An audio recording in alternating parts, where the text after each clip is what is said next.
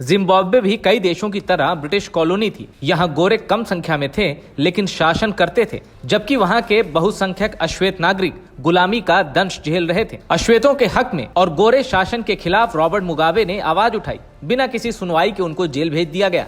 1 दशक से ज्यादा समय जेल में बिताने के बाद रॉबर्ट मुगाबे की रिहाई हुई। मुगाबे ने मोजाम्बिक जाकर गुरिल्ला वॉर सीखी और छापामारों की मदद से रोडेशिया को आजाद कराने की कोशिश की। आज का जिम्बाब्वे पहले रोडेशिया कहलाता था। आजादी की जंग में मुगाबे की हिस्सेदारी का ऐसा असर हुआ कि साल 1980 में पहले चुनाव हुए तो जनता ने मुगाबे को सिर आंखों पर बिठाया और जिम्बाब्वे की सत्ता की चाबी उनके हवाले कर दी। 4 दशक तक जिम्बाब्वे की कमान रॉबर्ट मुगाबे के हाथों में रही। लेकिन आजादी का ये नायक एक खूंखार तानाशाह भी था। रॉबर्ट मुगाबे ने 1983 में इतना बड़ा कांड कर दिया जिससे पूरी दुनिया हिल गई।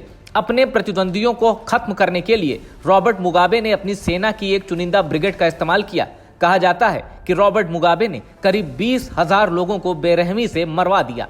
रॉबर्ट मुगाबे ने जिम्बाब्वे की आजादी में शामिल हुए वरिष्ठ नागरिकों को लाखों डॉलर का भुगतान करने का एक ऐसा फैसला किया जिसकी वजह से जिम्बाब्वे की आर्थिक हालात खराब हो गई।